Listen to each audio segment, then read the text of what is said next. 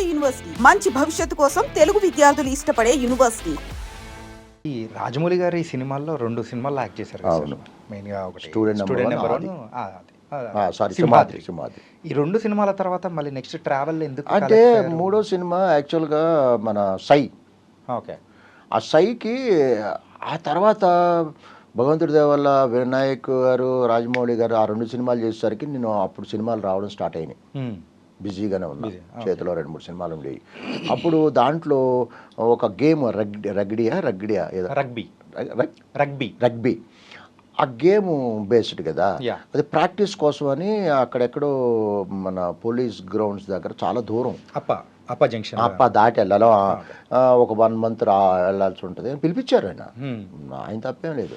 అయితే తర్వాత వెళ్ళి సార్ సినిమాలు ఉన్నాయి సార్, బిజీగా ఉన్నా, షూట్ నేను ట్రైనింగ్కి రాలేను సార్ అంటే, అయ్యో పర్లేదులే ఇంకో వేషం చేద్దు కాలే పర్లేదులే అన్నారు. ఆ గ్యాప్ ఇక అట్లాగే కంటిన్యూ అయిపోయింది. ఎందుకంటే ఆయన మూవీస్లో స్టార్టింగ్ నుంచి అబ్జర్వ్ చేసుకుంటే అది నా బ్యాడ్ లక్కే. ఆ రోజు నేను ట్రైనింగ్కి వెళ్ళి చేస్తే కంటిన్యూ అయ్యి ఉండేవాడిని, డెఫినెట్గా అయ్యి ఉండేవాడిని. బట్ అది ఒక విధంగా నా తప్పే అనిపిస్తుంది, రెగ్యులర్గా ఆయన కలవకపోవడం. ఈ మైథలాజికల్ మూవీస్ అనేది కూడా మన తెలుగు ఇండస్ట్రీలో మళ్ళీ ఒకసారి స్టార్ట్ అయింది అని అంటే, నాట్ మైథలాజికల్ అంటే హిస్టారికల్ కొంచెం ఉన్నవి. బాహుబలి నుంచి కొంచెం చూస్తూ ఉన్నాం మనం. అవును. ఒక ఫ్యాంటసీ మూవీస్ కానీ. అవును. అట్లాంటి దానిలో మీ టైప్ ఆఫ్ క్యారెక్టరేషన్ కూడా సూట్ అయ్యేది కూడా కొన్ని ఉన్నాయి కదా క్యారెక్టర్స్ ఉంటాయండి. బట్ మీరు అందులో ఏమన్నా ఆడిషన్ కానీ లేకపోతే అప్రోచ్ అవ్వడం? అప్రోచ్ అంటే ఒక విషయం చెప్తా, డైరెక్టర్ గారి పేరు చెప్పను. ఒక పెద్ద మూవీ, హిస్టారికల్ మూవీ స్టార్ట్ చేస్తున్నారు. నేను చేసిన గెటప్స్ అన్నీ ఆల్ గెటప్స్, రావణాసుడు, దుర్యోధన అన్ని ఫొటోస్, ఒక 9 ఫోటోలు డిఫరెంట్ గెటప్స్. పైన నా ఒరిజినల్ ఎలా ఉంటాను, 10 ఫోటోలు ట్యాగ్ కట్టి ఆఫీస్లో ఇచ్చా. బాగుంది. తర్వాత 2వ రోజు ఆఫీస్కి వెళ్ళా. అప్పుడు అక్కడ కో డైరెక్టర్ గారు ఒక మాట అన్నారు. ఏమన్నారు, ఈ ఫొటోసు డైరెక్టర్ గారు చూపించామండి, సూపర్ బాగున్నాయి, నాకు ఇటువంటి ఆర్టిస్టులు కావాలయ్యా, నాకు ఈ ఫిట్నెస్ ఉన్న ఆర్టిస్టులు కావాలయ్యా అన్నారే కానీ ఈయన పిలిపించు అనలేదండి అన్నారు. అంత బాధ అనిపించింది.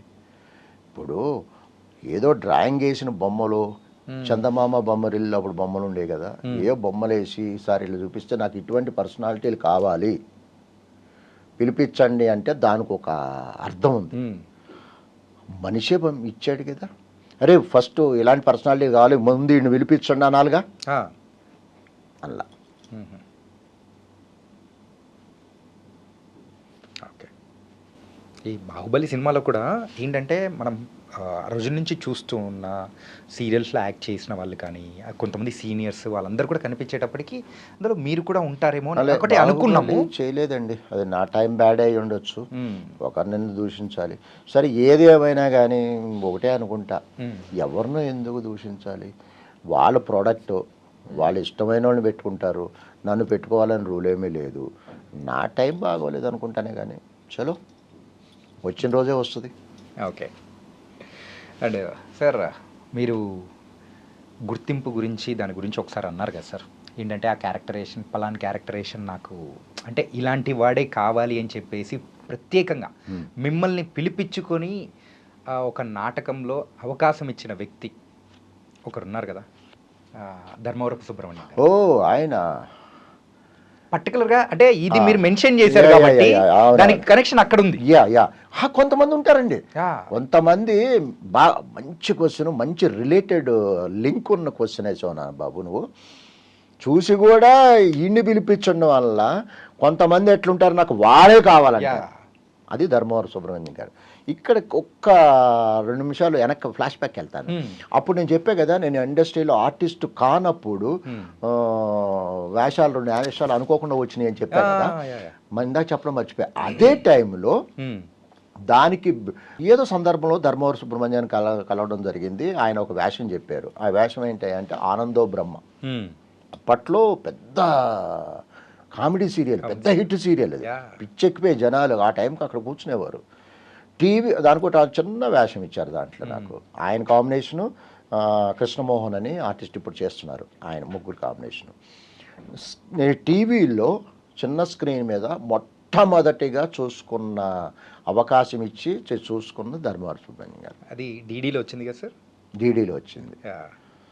తర్వాత ప్రయాణం ఒక సీరియల్ ఏదో చేశాను. తర్వాత విక్రమార్కుడు క్యారెక్టర్. విక్రమార్కుడు తెలుసు కదా, శవాన్ని భుజాన్ని వేసుకుని వెళ్తుంటాడు, కథ చెప్తుంటాడు, బేతాళుడు, నిజం చెప్పకపోతే 1000 చెక్కలైపోద్ది, ఇది సబ్జెక్టు. అయితే ఆయన ఫిక్స్ అయ్యాడు విక్రమార్కుడికి రాజేంద్ర బాగుంటాడు అనేసి. అప్పట్లో పెద్ద మొబైల్స్, పెద్ద సోషల్ మీడియాలు పెద్దగా లేవు, ఫోన్ నెంబర్లు కూడా లేవు. అప్పుడు ఎంక్వైరీ చేశారు, నా అడ్రస్ దొరకలా. 2-3 చెప్తే లేదు దొరకట్లా అంటే, లేదు నాకు లేట్ అయినా పర్లా, నాకు రాజేంద్రే కావాలి విక్రమార్కుడు క్యారెక్టర్కి, అతనే సెట్ అవుతాడు అనేసి 3-4 రోజులు నా గురించి సెర్చ్ చేసి నన్ను పట్టుకున్నారండి. నిజంగా ఆయనకి ఎక్కడున్నారో స్వర్గలోకంలో. నిజంగా ఆయనకి నేను ఎప్పటికీ నా లైఫ్లో మర్చిపోను, ఆయనకి ఎప్పటికీ రుణపడి ఉంటాను. నన్ను 4-5 రోజులు ప్రాజెక్ట్ ఆపుకుని ఆ క్యారెక్టర్ నాతో చేశారు. అది పంజగుట్ట శ్మశానం ఉంది చూసారా, అక్కడ. అయితే దానికి సంబంధం లేకపోయిన చిన్న విషయాలు, అంటే కొంతమంది క్వశ్చన్లు వేస్తారు, దేవుడు ఉన్నాడా దెయ్యాలు ఉన్నారా అని. మరి ఉన్నాడో లేడో నాకు తెలియదు, కష్టం ఉంటే ఉన్నాడు అనుకుంటాడు, కష్టం ఉంటాడు.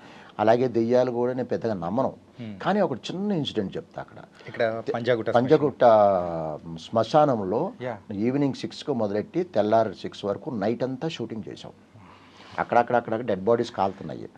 అక్కడే భోజనాలు చేసాము. భోజనాలు కాడే అక్కడ బోన్స్ ఇక్కడ బోన్స్ కనపడతానే ఉన్నాయి.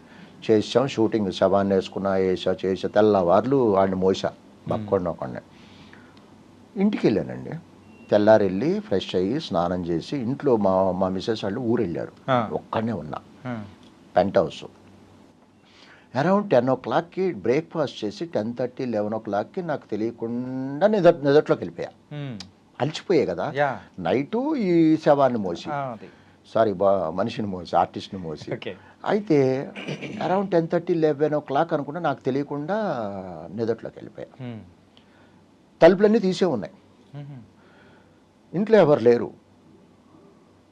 4:30, 5కి మెలకు వచ్చింది. 10, 10:30కు పడుకున్నానండి. 4:30కు 5కు మెలకు వచ్చింది. బద్ధకంగా చూసుకున్నా 4:30, 5 అయింది. కట్ చేస్తే డేట్ మారిపోయింది. ఓకే, అంటే మీరు 1.5 రోజు పడుకున్నా. ఎంతసేపు కళ్ళు కడుక్కుని స్నానం చేసి ఫ్రెష్ అయ్యి చూసినా 4:30, 5 అయింది. ఇది కరెక్టే, ఓకే, పొద్దున పడితే సాయంత్రం లేచా. కానీ డేట్ ఎలా మారింది అంటే అన్ని అవర్స్ నాకు తెలియకోకుండా, ఎవరైనా పడుకుంటే 10 hours, 11 hours, మహా అయితే 2, 8, 16 గంటలు పడుకుంటారు. దాదాపు 1.5 day నాకు తెలియకుండా తలుపులన్నీ తీసే ఉన్నాయి, పడుకుని నిద్రపోయా. ఇప్పటికీ నాకు అర్థం కాని విషయం, అన్ని గంటలు కనీసం బాత్రూమ్ కూడా అసలు మెలకువే లేదు. మరి ఎంత అలసిపోయినా అన్ని గంటలు నిద్ర పట్టదే.